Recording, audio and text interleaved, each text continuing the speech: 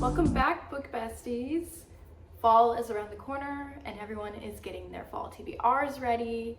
And today I have not one, not two, not three, but 30 unique fall reads for you.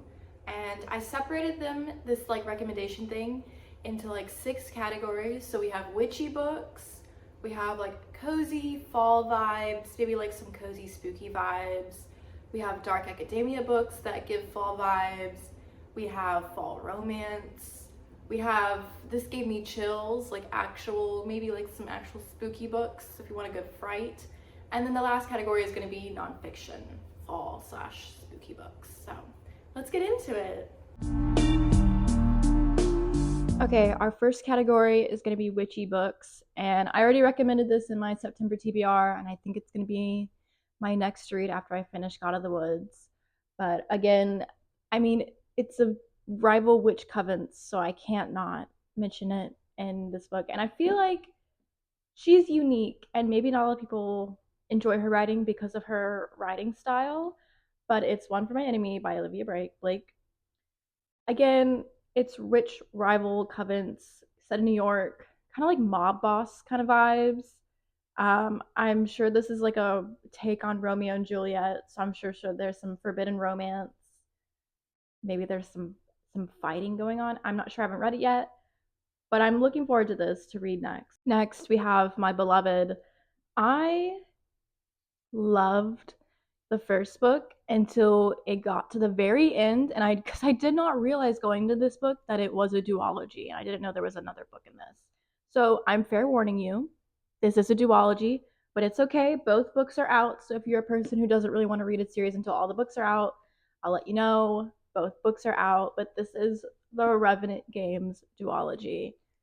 This was advertised as like a fantasy Hunger Games, which I feel like the only similarity is that there is a games going on, but other than that, I wouldn't really compare this to Hunger Games at all. So don't go into this thinking you're gonna get some mystical, fantastical thing of the Hunger Games and we're criticizing the government kind of thing. That's not what you're gonna get from this. This is, if anything, a romantasy. So take with it what you will. This follows Bly, 17-year-old girl. She is a human, and in this world, unlike others, the vampires and the witches kind of rule over this world. They have the vampire kingdom and the witch kingdom, and Bly is just a simple human girl living in the human village and going about her day-to-day life. Her sister ended up getting captured by the witches, but she presumes is dead. And her best friend, who was also best friends with her sister, this dude is also dying. So Bly has a lot of problems going on in her life. Her parents hate her because she's basically the reason why the sister got killed. So she decides to enter the Revenant Games. And you might be wondering, what is the Revenant Games? So let me explain it to you. Each year in this world, the Revenant Games is held. You, the human, can either play for the vampires or the witches.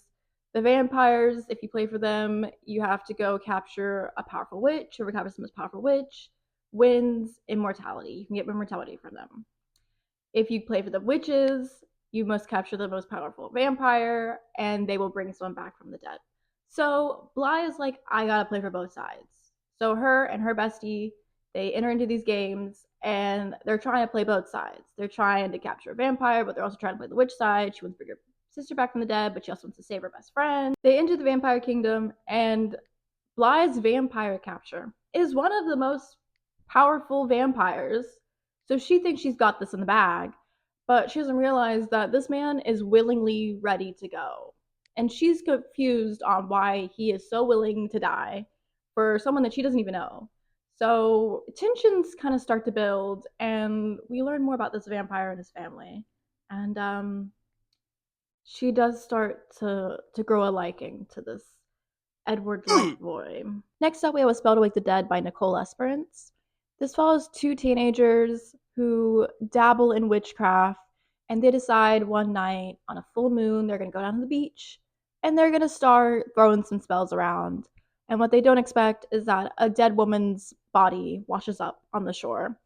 and they detect some supernatural vibes from this woman. So instead of calling the authorities, they're like, let's throw some spells on her and figure out what's going on with her and how is she supernatural. As they're throwing these spells on her, they start to discover that her death is linked to some of the disappearances that have been happening in the town over the last few decades.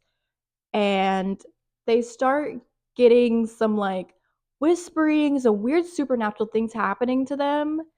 And then another dead body appears.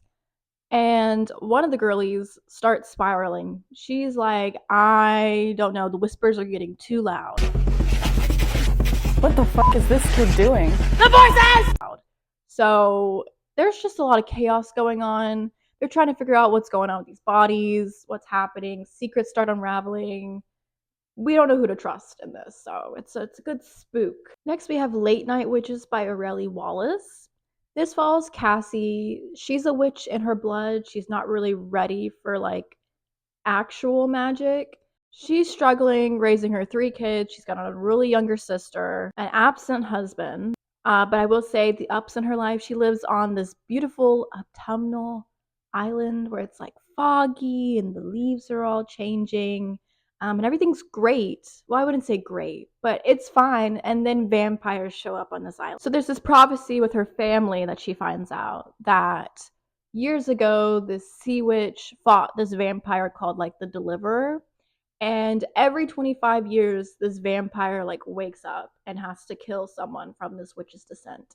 Lo and behold, this is Cassie. So not good for her. Also, if he kills 13 descents of the witch, he will be fully like freed.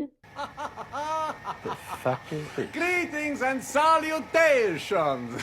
So Cassie, she's pretty certain that she's the 13th witch, so she's having to kind of figure out what magic is, how to use it, and how to battle this legend vampire. And lastly, in our witch category, we have a cozy witch read. This is called A Crescent Moon Tea Room by Stacy Zavinsky. This follows the Quigley sisters. I think I said that right. And they inherited this tea room slash house that's above the tea room when their parents had an untimely death. They have the gifts of divination. And so although it's a tea room, they also allow customers to get like their fortunes told by like reading the little tea leaves in the bottom of the teacups. And everything's pretty cozy until one day the Council of Witches shows up and is like, hey, can you help? The city diviner has lost her magic unexpectedly and she needs it back. So now they're on a quest to help this woman. But they also figure out that they think that they're under a curse and that by like one of their next birthdays, they're all gonna get like split up and like divided. Next up, we have our spooky, cozy vibes. I'm talking, just a little bit of spook. I'm talking nostalgia Halloween. If you were trick-or-treating or a kid in like the late 90s, early 2000s, these are the vibes that I want to bring to this category. Just good. Just if you know, and if you don't, I'm sure there's a TikTok that is like nostalgia 90s and early 2000s Halloween vibes. Just look at that, and this is what I thought of when I was making this category. The first book is Graveyard Shift by ML Rio, which she is the same author who wrote If We Were Villains. It came out, I think it was last year. It's a novella, so it's a really quick read. I promise you, I read this in a day, maybe in like an hour or two. I think it's less than 100 pages, and if not, it's close to 100 pages.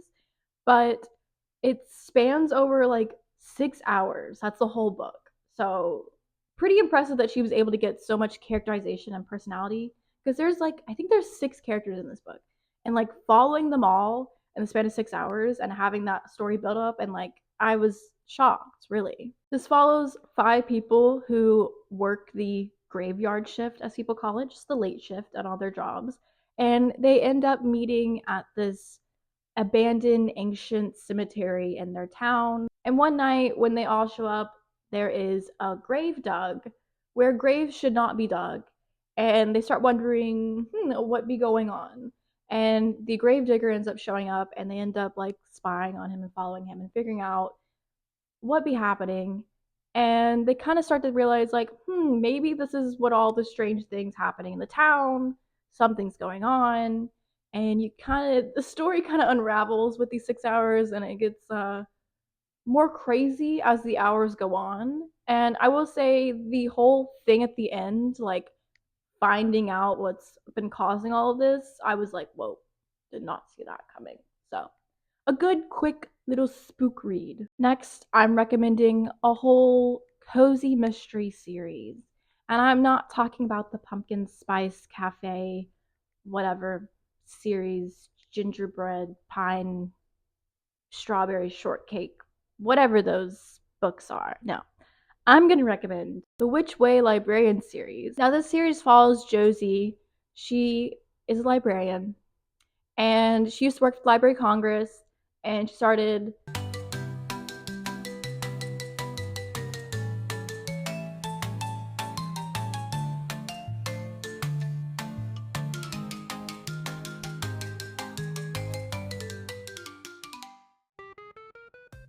Next is a YA fantasy, a little bit more on the spookier vibes.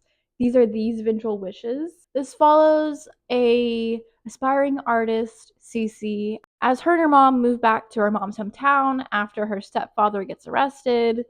They move into this like abandoned manor that somehow is tied to the mom's family. Also, this town is like, there's a legend that La Seguia haunts this town. And this is a wronged witch who basically shows up on empty roads and ends up luring untrustworthy men to their death. So keep that in mind, because as Cece is going about this manor and finding out more history on her family, she realizes that they might be tied to La Seguia. She has a strange affinity to get to know La Seguia, and she ends up drawing these weird doors in forest, and she's like, yep, she's making me do this.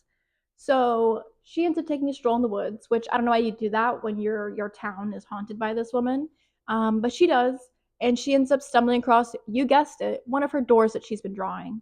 Um, and instead of not going through it like a normal person, she decides to be little Mr. Jack Skellington and walk through these doors. She finds the Well of La Seguia, and instead of not, touching it, because again, what are we doing? She decides to wish upon this well. And let me tell you, those wishes, they harm her family and her loved ones and anyone she cares about. And she's like, oopsies, let me fix that. So that's kind of how this book goes. Next, we have A Dark Secret Magic by Wallace Kinney. Kate Goodwin, she's a hedge witch. She's living alone. She's tending her cottage. She's tending her apothecary. She's vibing, having a good time. And then all of a sudden, her sister's like, hey, could you host the Halloween gathering for all these witches? And so she's like, oh, that's my birthday. But she doesn't really care. So she's having to host this thing. And then on top of that, this man, Matthew Cypher, I believe, he shows up seeking sanctuary in the coven. And he practices forbidden magic. So she's like, ooh, gotta deal with this guy now too. And then on top of that, she finds a tome that her mom wrote before she died that has dark magic in it. So she's going through it, to say the least. She's trying to decide as Halloween comes near who she should trust. Should she delve into her family's historical past of the magic and go a little darker? She doesn't know, but that's okay. We follow her on that journey. And lastly, for that nostalgia 90s Halloween vibes, we have The Halloween Tree by Ray Bradbury. And anything Ray Bradbury can do, you could really make it a fall book. I know he has a lot of series about Halloween stuff, which I recommend checking out. But I was trying to choose one of his books that was a little less known. This is still a pretty popular book, but it's just a little less known. This follows 8 boys on the night of Halloween. They're going to go meet up with their friend Pipkin, and they're going to go to this haunted house on the edge of town. But instead of making their way to Pipkin, they end up running into Mr. Monshroud, and they're taking forever. So Pipkin's like, I'm gonna go meet up with them. But wrong idea, Pipkin, because he gets taken by something dark and strange and mystical. And Mr. Monshroud's like, yo, come with me. Takes them on this trail through like time and space to go help them find Pipkin. and also find the true meaning of Halloween. So this is a really quick read. I think it's only a little bit past 100 pages. So if you want a nice little cozy, quick Halloween read, I recommend. Okay, third category, dark academia. Love dark academia. It's one of my favorite genres and things to read. Now, this one was a little difficult because finding dark academia has been such social mediaized, where a lot of the most popular dark academia books have been pushed, and most people know them.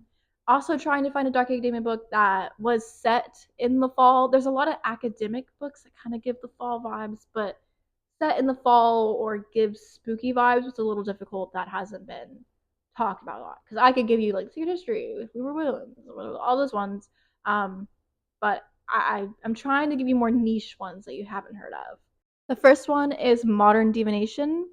I joke as I read the synopsis for this that the witch, the main character Aurelia, she kind of lives like a Hannah Montana life in this book. She's got her human life and she has her witch life. She attends Cambridge, which is all fine and dandy, but she's got some rules that she has to follow to be able to stay at Cambridge, which is 1, make no promises. 2, tell no one who you are. Again, we're getting some Hannah Montana vibes. And 3, never stay the night. This one, a little weird if you ask me. What's going on with that? The problem is that her magic has begun to fade, and there are some witch hunters on the loose, and she ends up asking some help with her arrogant classmate. You know, we always have to have those in dark academia. We always have to have the arrogant classmate. It mostly is the boys. It mostly is, but there are some girls too. She reaches out to Theodore, and they end up taking sanctuary with his family. They end up growing closer together, but as they're doing that, the witch hunters are also getting closer to her, so she's having to deal with that. Next up, we have The Cloisters by Katie Hayes. This, I don't think is set in the fall. I think it's set in the summer, if anything, but the vibes, the spooky vibes are there. Have not read this book yet. This is on my TBR, but will be getting to this. Basically, it follows this woman named Anne. She's getting accepted into this like prestigious like internship during the summer at the Met. But the problem is that doesn't happen. That falls through. So she ends up going to the Cloisters, which is a medieval art branch of the Met. So she's close. Not there, but she's close. This is where she meets one of the curators, Patrick, and his assistant, whom they are engrossed in finding this ancient tarot deck that they believe could change how people believe and think of fortune telling. As she continues working here, she's diving deeper, and things start to blur for her as she's trying to figure out what really is the truth and all. Next up, we have The Ivies by Alex Stone. Basically, there's a group called the Ivies at Claflin Academy made up of 5 girls, who these girls are determined to get into an Ivy League, and they will do just about anything to get into them, and that is including death and murder. Next up, we have the Mary Shelley Club by Goldie Moldavsky. This is a good YA academia book, and I don't understand why more people are not talking about this book. I've been roaming around, always looking down at all I see. I know this is a bit of a chunk.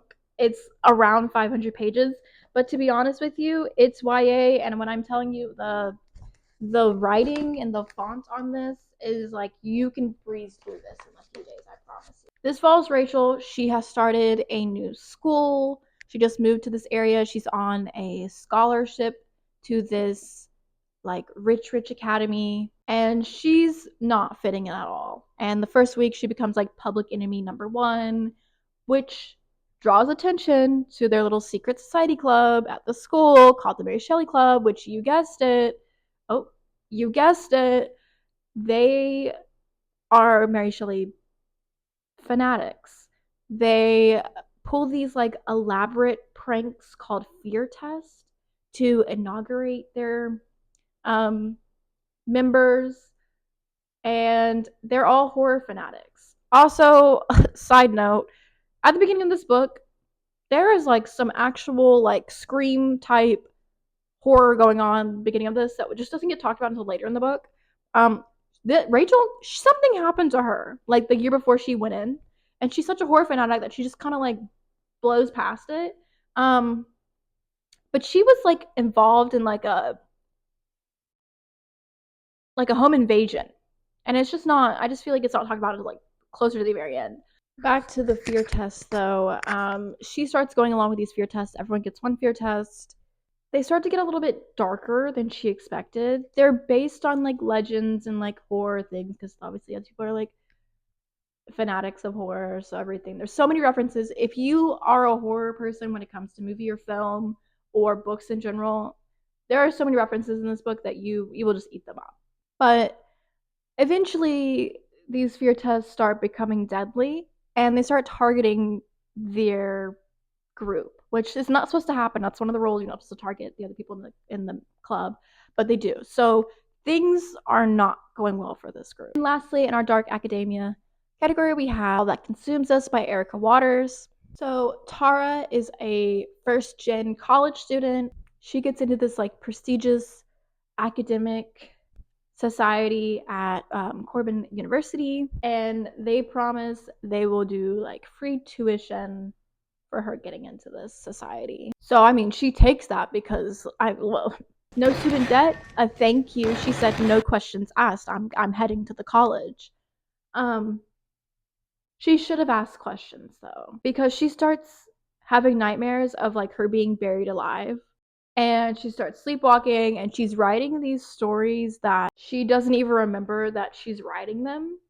And she becomes like entangled in this society's like dorm life and their traditions, and she starts sensing that maybe there's something wrong with society because how did I get a free trip to college with no questions asked, and I'm just here. So she's starting to wonder maybe my decisions should have thought about them for a little bit. Next, we have our fall romance category, which again, trying to find fall romances that haven't been talked about, a little difficult. So a lot of these are new. They haven't had the chance to be talked about yet. First, hello, hi, cozy fall. This book is for you. If you like YA, if you don't, well, you should read it anyway because it's a good book. This is Falling Like Leaves by Misty Wilson. I will recommend this book every time there is fall. I don't know if it's just because I was in that fall mood. I needed some good fall book. It was just a mood reading thing. I ate this book up. Thank you for the arc. This is giving Gilmore Girls. It's giving small hometown fall vibes. There's fall events happening every weekend. The leaves are following. There's a cafe. It's the vibes. I wanted to sit in them and not get up. After I read this book, I started looking for things to do in it was August when I finished this book. I was like, oh, where's the fall stuff to do? Girl, they don't have it yet, so stop asking. But that's what this book just makes you want fall so bad.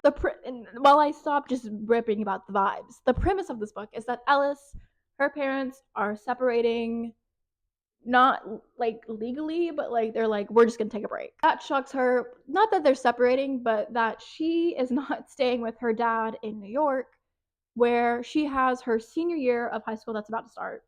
She has an internship. She has like all these things working for her there that her dad basically helped her get, or basically was like, you're gonna do these. But through her life, she's kind of learned to do what her dad does and just kind of learned to love it. She doesn't really know what she actually wants to do. She loves fashion, but she hasn't really been doing that because she's been taken up with all the other stuff like journalism that her dad wants her to do. So she is upset. Her chances getting into Columbia are going down the drain because she's not going to be doing her internship. She's not going to be in New York her senior year. So she's already not happy to come to this small town in Connecticut, I believe. She's going with her mom. Her mom has her sister there. I think her mom grew up in this town. It's called Bramble Falls. Hello? Yes, the vibes were there. She ends up going to Bramble Falls with her mom. She's staying at her aunt's house, who happens to be the mayor And I know that house be looking so cute. I just know it. Although Ellis gets put into the attic. And I'm not that's it's not a finished attic. No, an attic. They're like, okay, here you go, girlie. That's all you got. I know you can afford a better house, Bestie. You're the mayor. As she's settling in, her cousin's showing her around the town.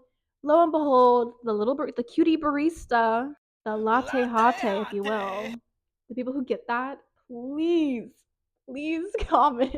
The cutie barista happens to be Cooper, who is her childhood like best friend because she used to come here all the time when she was younger during the summer, and they would vibe. And the last summer she was here, she hung with him the whole entire time because her cousin wasn't there, and they were hitting it off. He has such a huge crush on her, and she just kind of dipped and was like, and didn't really come back. So there's some built up tension there.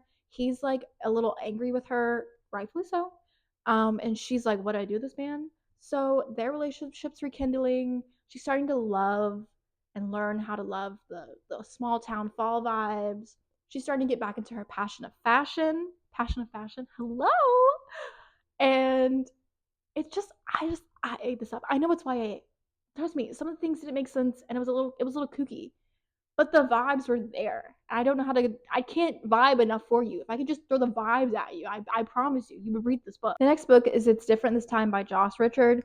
As of recording this book has not come out. I think it comes out September 30th. So mark your calendars, put it on your book journal, pre-order her because okay, here's a little tip. Side mark. If you order or you shop at Barnes and Noble and you don't pre-order books that you know you're going to want to get, you need to start doing that. For an example, when Sunrise on the Reaping came out, I pre-ordered that book back in January. Do you know how much I paid for it? Like $23. You know how much it was when it came out? 30. I promise you, just pre-order those books because I know that's like what? $7 and like that's not that much money.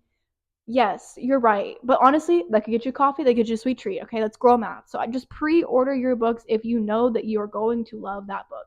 If you're just pre-ordering books, just pre-order books because you don't know if you like them or not, don't. Go to like thrift books or something like that or eBay and find the book off that way. But if you know that you're gonna love this book and you're waiting for this book to come out, pre-order your books. Okay, side rant over. Back to this book. It's different. This is a fall second chance romance. This follows June Wood. She's a TV actress in like Los Angeles. Her show gets canceled. Oh, don't you just hate when that happens? And she receives like a mysterious email calling her, being like, "Hey, you can come back to New York and live in this like brownstone little apartment that I used to live at." And she's like, why not, you know? There's a catch though. Due to the former landlord's will, she is a co-owner of this brownstone with, you guessed it, her old roommate and I guess like ex-best friend, Adam Harper. Who is Adam Harper? She hasn't spoken to him in 5 years, so we don't know. The catch is, which this is giving a little bit of an Emily Henry vibe, like what's the one where it's the librarian? That one.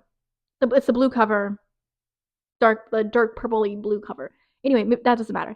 The catch is they have to stay at the place for a month for the paperwork to get finalized.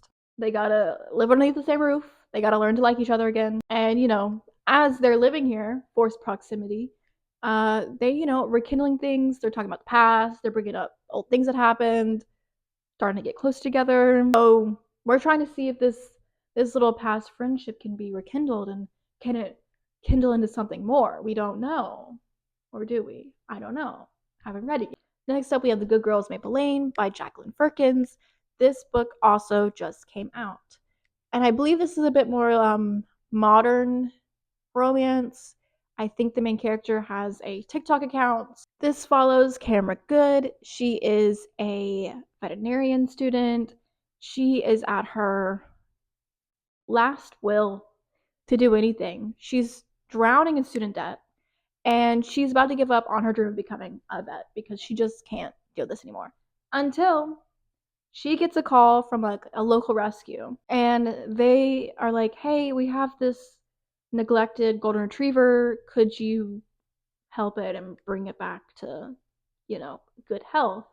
And she says, absolutely, I can never turn down this dog. Of course, this is a romance, so one of her neighbors at her apartment, who's like the plant guy, helps her. She doesn't have a car, so he takes her places, helps her with the dog, helps her with all of her things that she needs to done. She ends up starting a TikTok, basically going on the journey of trying to get the Aggie back into health. And she starts growing a following, and then she starts to realize, should I monetize this? Because this doesn't seem right. So, cute little fall romance with a dog. Who doesn't love dogs?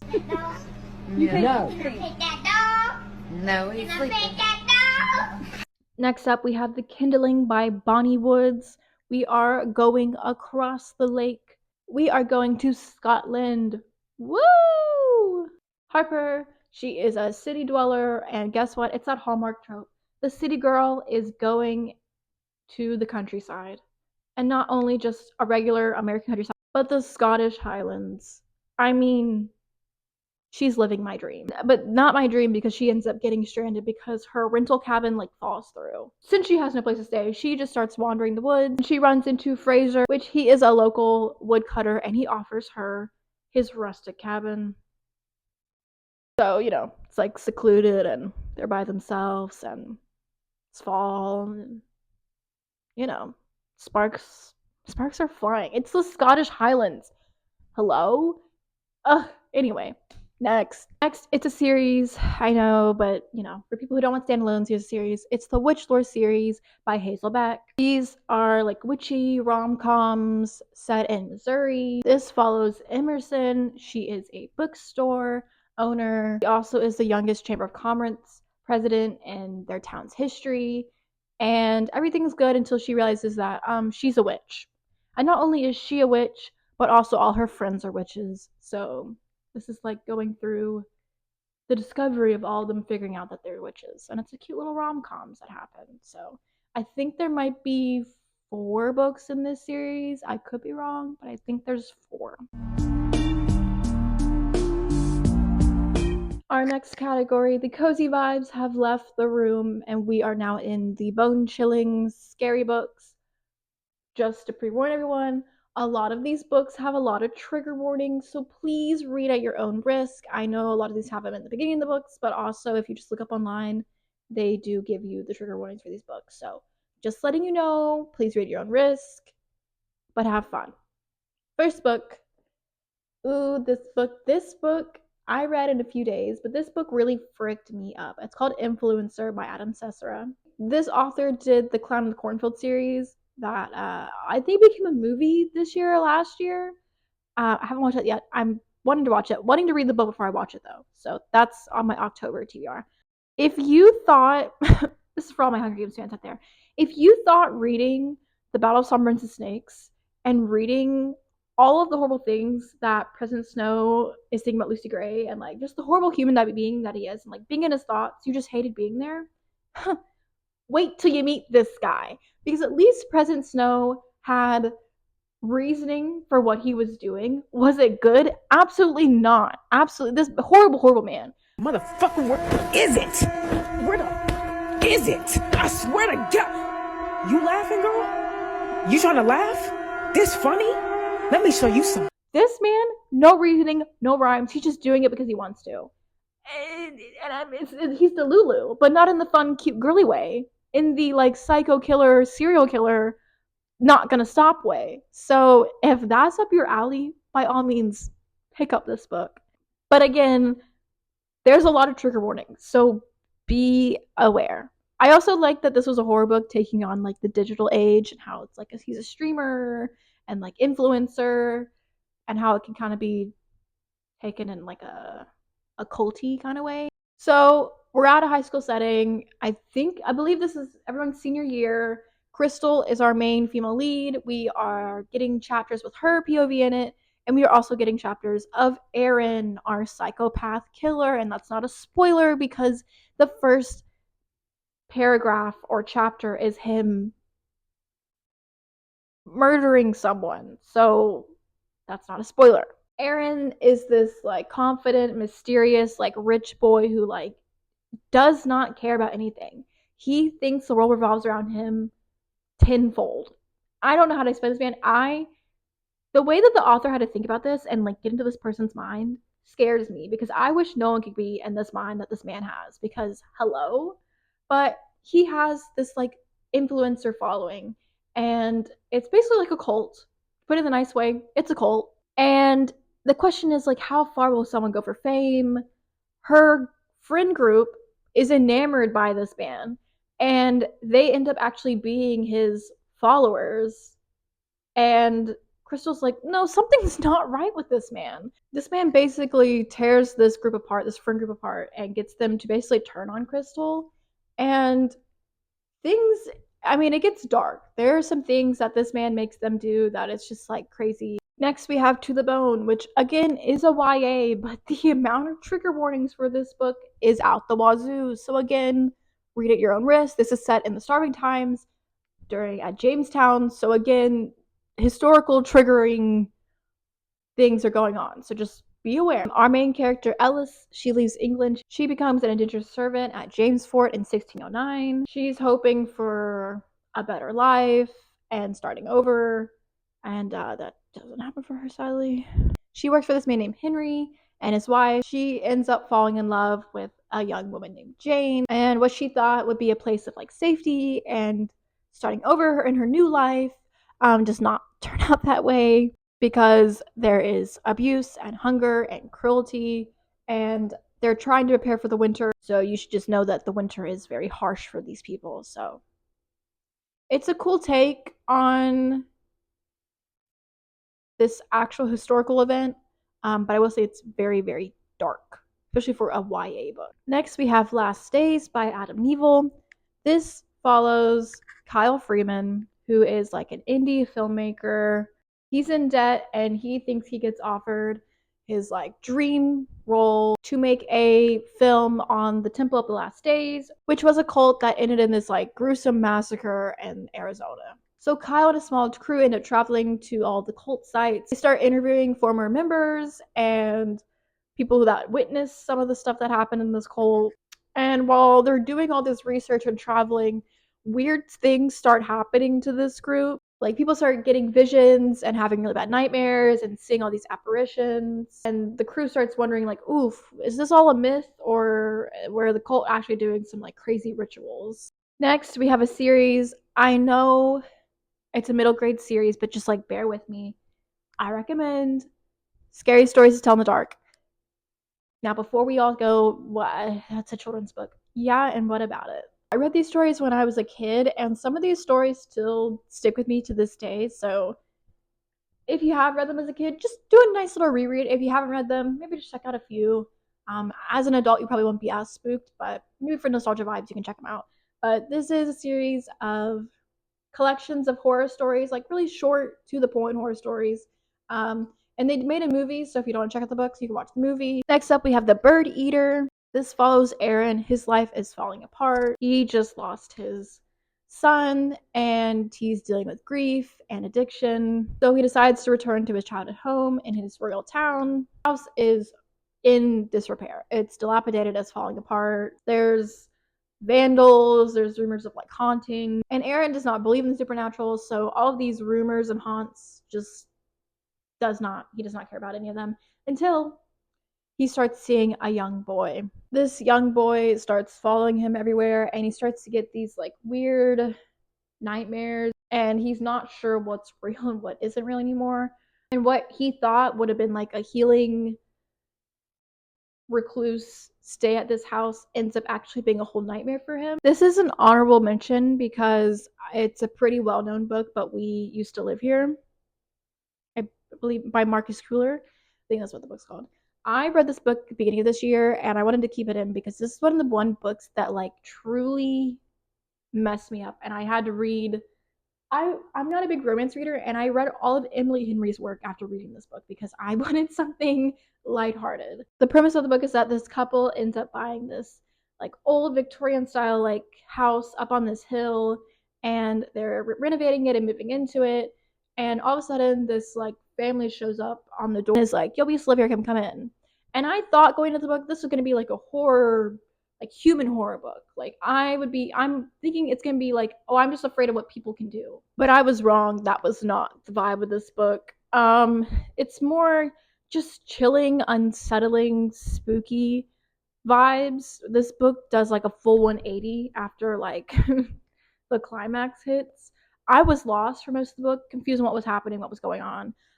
It takes like a conspiracy theory, paranormal vibe on it that I was like, whoa, where did this come from? But other than that, I think the confusion also builds my fear. I will say there was this whole aspect of not knowing if someone that is close to you or someone that you love is actually who they say they are. And that I think is what really messed with my mind after reading this book, because I was like, that is scary. That is like things that are happening in real life, like scary. It's already scary out there. We don't need to add to that. Our last category of fall books is the nonfiction books. I wanted to add this in because not a lot of people read nonfiction. I'm trying to add some more fun nonfiction with some fall vibes. I was trying so hard to find just like absolute, just fall cozy vibe nonfiction, and I really didn't find that. So these are mostly like spooky horror nonfiction. But if you have any cozy nonfiction of like fall vibes, please let me know. Drop a comment because I would love to read that. The first book is Cultish by Amanda Montell, and I know this book is a little bit big, but I just feel like not enough people talk about it. And I will recommend this nonfiction book to literally anyone. After reading this book, I have been recommending this book nonstop when people ask about it. I know it's a nonfiction book, so not a lot of people read nonfiction, but the way that she writes is it's kind of giving essay writing or just like her talking to you more than just like, here's a fact, here's a fact. With how the current world is going, this draws a lot of parallels, so maybe do some light reading on this. Anyway, this is a cult book, but it's not your typical cult book because although, yes, some cults are talked about in this, it's more on the language on how cult-like things or even how we think cults are and how they use this language and kind of manipulate and draw people in. I mean, there's like MLMs, there's beauty companies, there's CrossFit that get talked about in this, and how like if you ever go to CrossFit or you're in a sorority, there are certain things that only those group of people know. Could you consider that a cult? Maybe.